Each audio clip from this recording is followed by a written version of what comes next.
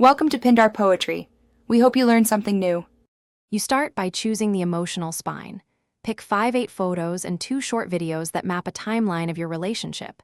This gives structure quickly. Once done, select one color palette and a single 15-30 second song to keep mood consistent, because mixing colors and tracks dilutes impact. Make sure to set story length now. Aim for 6-12 slides at about 3-7 seconds each, so pacing feels intentional and not rushed. Now assemble the middle. Sequence images from past to present, finishing each minisection with a short celebratory clip to create peaks.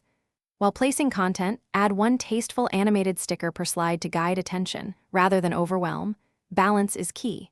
Use 2 consistent font styles, one for headings, one for captions, so text reads smoothly across slides. As you edit, adjust each slide's timing to match beat changes in the song. This sync makes the story feel cinematic and deliberate.